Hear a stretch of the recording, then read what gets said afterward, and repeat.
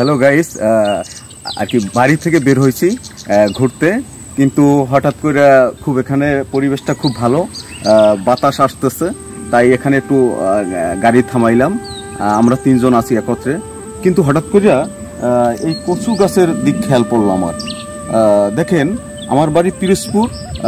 এটা এটা আপনাদের জেলায় বা আপনাদের এলাকায় কি বলে আমি জানি না, কিন্তু আমাদের এলাকায় অর্থাৎ বরিশাল বিভাগে এই গাছটাকে বলে কচু গাছ। আপনারা নিশ্চয়ই এই কচু গাছ দেখছেন বা কচু গাছকে চেনেন। এই কচু গাছের উপরটা পাতাগুলো সবুজ, হ্যাঁ, কিন্তু এই কচু গাছের শাকটা খায়, অধিকাংশ মানুষ শাক খায়, হ্যাঁ, কিন্তু এই যে কচু গাছটা দেখছেন, এই কচু গাছের উপরে পানি পড়লে তেলের মতন গৈরেই গৈরেই পড়ে যায়। কিন্তু এই যে কচু গাছের ডান্ডাটা দেখছেন, এই কচু গাছের ডান্ডাটা বিষে ভরা, বিষে মানে চুলকানিতে ভরা। হ্যাঁ, এটা আর খাইতে পারে না, এটা খাইলে গলা ধরে চুলকানিতে।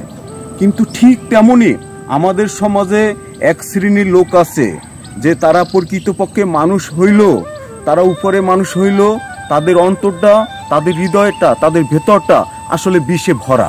হ্যাঁ, তাদের সাথে মিললে বা তাদের সংস্পর্শে গেলে এই কচুতে যেমন চুলকানি, ঠিক তেমনও তাদের শরীরের সংস্পর্শে গেলে চুলকানি হয়। তাদের কাছে গেলে মানুষ সালাম দেয়, কিন্তু পিছনে গেলে মানুষ তাদের বকা দেয়।